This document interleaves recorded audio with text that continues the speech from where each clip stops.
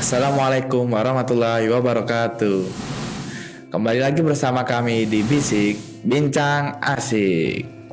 Nah, perkenalkan nama saya Hanif dari kelas 12-1A. Saya di sini baru pertama kali nih jadi host kalian buat podcast kali ini.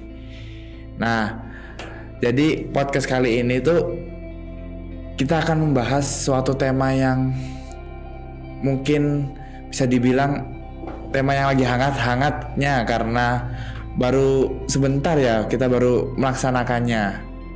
Nah, tema itu adalah pengibaran 17 di SMA Islam Sabilillah Malang Boarding School Sistem Pesantren. Tepatnya itu di lapangan pemimpin peradaban dunia. Tentunya kalau dengan tema yang hebat kita perlu narasumber yang hebat juga dong.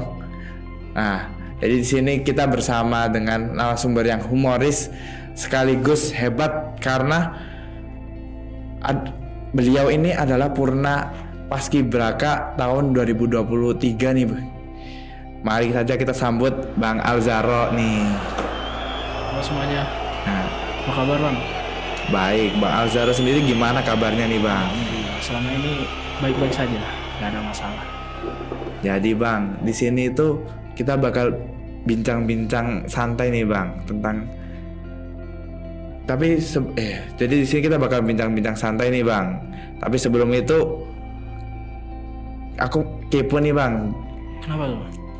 Gimana sih Bang Alzaro ini kok bisa jadi paskibraka? Paskibraka Kota Malang. Ya.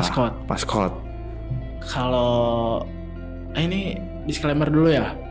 Kalau kalian mau masuk paskot dari paskot apapun ya. Tapi kalau kalian ada di Sabilillah, kalian harus masuk apa Bang Nip? Paskibra Jendrayosa. Paskibra Jendrayosa dulu. Karena kalau kita bukan anggota Paskibra Jendrayosa, nggak akan bisa kita daftar keluar. Karena kalau kita lihat di sekolah-sekolah lain ya, mungkin kita pernah lihat ada siswa yang bukan paskibra gitu ya, tapi mereka bisa tuh daftar ke paskibraka kota, jadi paskot, jadi pasprof, jadi pasnas, padahal di sekolahnya dia nggak ikut loh. Tapi kalau di sini kita harus masuk dulu nih ke paskibra Jendrayosa. Di sini sebagai jalan pertama buat masuk ke paskot. Jadi paskibra Jendrayosa bakal membantu juga dari administrasi, dari fisik, kalian bakal latihan juga di sini. Tuh. Kalau untuk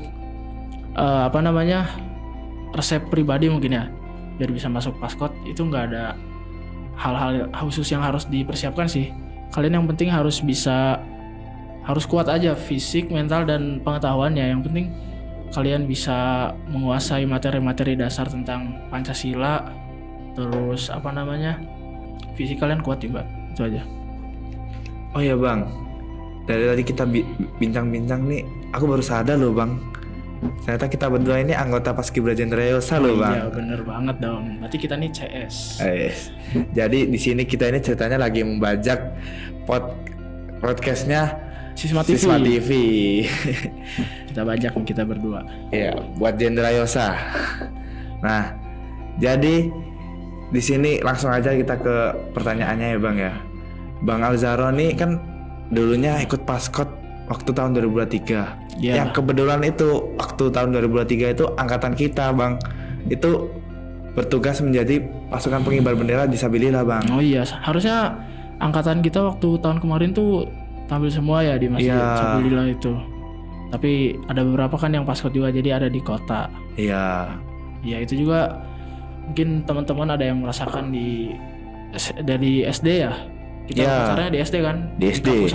Kampus 1. Tapi dulu mungkin aku dikasih kesempatan buat upacaranya di balai kota, di Paskibra kota itu. Itu jadi ya seru banget lah pokoknya. Tentunya, tapi Bang, tahun ini kan Bang Alzaro dikasih kesempatan buat mengibarkan bendera di Sabilillah juga Bang nih Bang. Ya. Di tahun 2024 ini Bang. Iya betul. Nah, gimana itu Bang pendapatnya Bang Alzaro setelah diberi kesempatan buat mengibarkan bendera di Sabilillah sekarang Bang? Gimana ya? Berarti kalau orang bilang kesempatan tidak datang 2 kali, kalau buat kita kesempatan datang 2 kali. Yeah. Kita tahun lalu ikut, sekarang juga ikut, masih bisa lagi gitu kan? Tentunya Tentunya pasti itu. karena buat apa ya, kenang-kenangan terakhir juga sih kalau kata aku nih. Karena di kelas 12 ini kita kan juga perpisahan, nggak akan mungkin lagi kita bisa upacara kayak gini. Iya. Di masa-masa mendatang nggak mungkin banget kita bisa pengibaran upacara gitu. Gak ada juga ya iya, di kampus, kan, di kampus nggak gitu. mungkin juga di kampus ada paskibra gitu kan. Iya. Karena paskibra ya udah pas SMA aja sih, nggak mungkin ada lagi gitu. Nah bang, tadi kan setelah kita bahas jadi petugas pengibar gimana? Jadi sekarang kita bakal bahas gimana sih perbedaannya antara menjadi seorang pengibar dan menjadi seorang peserta nih. Kebetulan ini juga pertanyaan yang banyak ditanyakin pasti bang ya. Iya betul. Dulu tuh waktu aku sebelum jadi petugas ya, sebelum ikut jadi paskibra, dulu aku kan suka lihat di TV-TV gitu ya. Mungkin kamu juga pernah lihat kan di TV-TV yang upacara di istana, di balai kota dan lain sebagainya. Apalagi waktu 17-an ya bang, seluruh acara TV pasti. Iya, di TV-TV kan kalau 17 Agustus pagi pastinya ada. Aku lihat itu kayak, wah keren nih, bajunya gagah gitu kan. Terus di situ kan kita bisa masuk TV kan, kasarnya bisa dilihat banyak orang gitu, bisa jadi artis lah kalau masuk paskibra. Terus dari bajunya nih keren, putih-putih itu kan seragaman. Tapi kan kalau udah kita ngerasain langsung juga kadang pas prosesnya mungkin kita ngerasain capek gitu ya, bosen, ngeluh. Walaupun gitu tapi harus kita jalanin terus sih. Gimana pun prosesnya gitu, sekeras apapun harus tetap dijalanin. Yang susah itu bukan mendapatkan sesuatunya tapi bukan hasilnya ya, prosesnya. Jadi mungkin kita lihat pengen jadi ini nih, pengen jadi paskibra, pengen jadi petugas, tapi pas latihan kadang kita capek juga ya gitu. Jadi tantangannya di situ sih kalau buat jadi petugas tuh capeknya. Terus prosesnya ya. Iya, prosesnya latihannya seperti itu. Latihannya tuh bukan 1-2 hari gitu kan. Bisa 1 atau 2 bulan. Iya. Tuh. Kalau jadi jadi peserta tuh kan kita cuma tinggal berdiri, ikut upacaranya, nggak usah aneh-aneh lah. Kita tinggal fokus aja intinya. Nah, itu aja. Oh iya bang, kebetulan juga nih bang kan, baru pertama kali ini juga diadakan pengibaran di lapangan peradaban dunia nih bang. Oh iya. Nah, Bang Alzaro sendiri menjadi penggebrak bendera di lapangan pemimpin peradaban nih bang. Iya. Baru pertama kali. Pesertanya pun juga anak TK sama SD nih bang. Iya. Gimana? Aku sebenarnya kaget ya, kok anak SD sama anak TK ini diikut sertakan buat upacara gitu. Biasanya kan kita upacara sama anak SMA sama anak SMP. Iya. Kalau enggak ya mentok anak SD kelas 4 sampai 6 ya nih. Ya dulu kita pasti mikirnya pasti yang kecil-kecil ini nggak tahan ya bang. Gimana upacara kelamaan gitu. Awalnya juga sempat mikir kasihan ini anak-anak kecil disuruh upacara panas-panas gitu ya. Tapi ya pas aku ikut sebenarnya upacaranya nggak terlalu lama. Nggak sampai 1 jam, mungkin setengah jam udah selesai itu upacara. Disesuaikan ya bang ya. Iya, jadi runtutan acaranya tuh cuma ada pengibaran, itu kan pasti kan pengibaran upacara seperti biasa. Terus ada amanat, doa sama pembacaan proklamasi. Jadi cuma inti-intinya aja yang ada tuh. Kan kalau di SD 1 tuh ada apa aja deh yang banyak itu loh runtutan acaranya. Kalau di SD 1 tuh mulai dari mungkin ya udah mirip kayak upacara asli kan? Iya, asli di balai kota. Iya. Dari udah lama itu. Mungkin kalau kita mulai biasanya kan dari jam 8 tuh selesai jam 10, setengah 11 gitu. Lumayan juga kan 2 jam kan tuh. Iya tuh lama. Kalau buat anak SD kan juga kasihan. Masih kecil, fisiknya mungkin belum kuat kan. Iya. Ya nggak apa-apa sih kalau kataku. Yang penting mereka dapat esensi upacaranya aja, nggak harus lama. Bukan bukan kuantitas, lebih ke kualitas upacaranya gitu. Yang penting upacaranya dapat. Nah, pastinya juga itu buat menanamkan rasa nasionalisme buat anak-anak ya bang ya. Iya, karena kalau aku lihat nih prihatin sebenarnya nih yang zaman sekarang ini agak gimana gitu, terutama terhadap Gen Z ya. Iya. Generasi sekarang tuh mungkin lebih suka budaya luar ya, dari segi lagu, dari segi mereka penggunaan bahasa sama lain-lain tuh. Cara berpakaian juga sekarang loh, ada yang lebih suka, ada namanya kebaya Korea. Jadi ya kita kebaya Indonesia, cuma gayanya gaya Korea gitu. Pakai gayanya Korea gitu. Iya, itu kan juga sudah salah satu kalau kata aku tuh lebih tidak menghargai budaya lokal lah. Kalau kita upacara nih kan setidaknya anak-anak SD tuh tahu bendera Indonesia tuh oh ini merah putih. Terus bahasaku oh ya bahasa Indonesia gitu. Terus kita kan kalau upacara juga ikut nyanyiin lagu-lagu daerah gitu kan. Nah, jadi bagus banget tuh buat anak-anak SD dari kecil. Jadi nanti pas mereka udah gede tuh bisa menyaring budaya-budaya luar gitu. Itu. Oh iya Bang. Jadi kalau aku sendiri ada pertanyaan nih buat Bang Yaro. Apa tuh?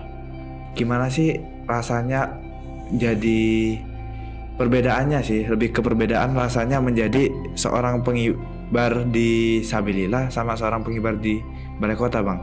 Dia kan sama-sama pengibar kan, sama-sama menjadi seorang pengibar. Iya. Yang sama-sama tempatnya itu tempat yang hebat gitu ya, kayak kalau kita jadi pengibar di Balai Kota kita ngibarin di Balai Kota. Kalau kita ngibarin di Balai Kota kita ngibarin bendera di monumen bersejarah Bang. Sebenarnya kalau di Balai Kota aku bukan jadi pengibar sih.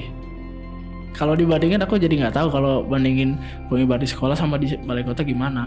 Kalau di Balai Kota kan aku jadi pasukan 45 ya. Oh ya. Iya, jadi sebenarnya tidak bisa membandingkan sih gimana rasanya karena aku nggak pernah merasakan juga.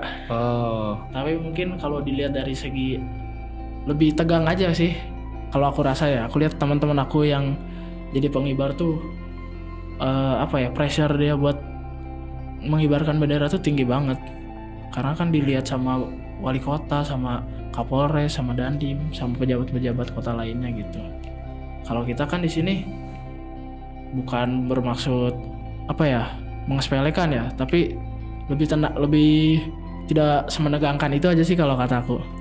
Tapi tetap esensialnya tetap hebat ya Iya, Bang. esensinya tetap ada, tidak mengurangi rasa kehikmatan upacara. Iya, secara besar di monumen bersejarah Masjid Sabilillah ini kan juga dulunya tempatnya berkumpulnya Laskar Hizbullah, Laskar Sabilillah. Iya, itu udah terkenal dari dulu makanya Ya, juga orang-orang udah pada tahu sih kalau itu. tentunya ada pressure juga ya Bang ya buat Iya. mengibarkan di sini. Kalau ini yang di SMA bukan di SMA kan, kalau kita di sini cuma pas aku upacara nih cuma ada pengibar aja 9 orang itu totalnya. Nah kalau di Masjid Satu tuh kan banyak kan. Iya, kalau di Masjid Satu itu kita mengibarkan bendera itu pasukan pengibarnya itu sama sih kayak di Balai Kota mungkin ya jumlahnya. Ada pasukan 17, 8 sama 45. Tapi mungkin tidak sebanyak yang di Balai Kota ya Bang. Soalnya kan juga kita harus memilih mana anak-anak yang tepat buat menjadi pengibar ya Bang ya. Iya. Tapi tentunya dengan anak-anak itu kita bisa mempersembahkan pengibaran yang hebat dan tentunya juga Spektakuler lah buat ditonton. Iya, aku inget dulu kan kalau nggak salah ada yang namanya pasukan kencana tuh ya. Iya. Itu maksudnya gimana tuh? Nah, kebetulan banget nih Bang. Kemarin waktu pengibaran 17 kemarin saya nih. Oh, kamu jadi pasukan pengibar bendera jadi kencana. pasukan kencana nih Bang. Oh, jadi konsepnya gimana tuh kalau setahu aku ya 8, 17, baru di belakang tuh 45 kan. Iya. Nah, kalau kencana tuh gimana Jadi konsepnya? kalau konsepnya di sini itu Bang, kencana itu menjadi pasukan yang akan membawakan sang merah putih ke inspektur upacara Bang. Jadi pasukan ini tuh bakal masuk ke medan upacara itu pada awal banget Bang. Jadi sebelum pengibaran tuh dia udah masuk duluan nih si pasukan kencana ini. Ya, setelah upacaranya dimulai langsung masuk nih upacara. Tapi itu bareng sama pasukan-pasukan yang lain? Enggak. Sama yang 8, 17 itu? Kencana ini sendiri Bang. Jadi sendiri. Dia satu pasukan sendiri membawa baki 2 untuk bendera sang merah putih Bang. Oh, jadi dia kayak ibaratnya pengawal mungkin? Ya. Si baki itu ya? Ya, buat bakinya. Berapa orang itu kira-kira nih? Mungkin kalau dikira-kira kemarin itu jumlah pasukan kencana kurang lebih 20 lah Bang. 20 ya? Iya. Berarti masih banyak kan 45 lah ya? Ya tentunya sih Bang. Tapi sama aja seru kan? Sama aja sih Bang. Capaian mana? Kalau untuk capek ya kita kemarin latihan itu sama rata.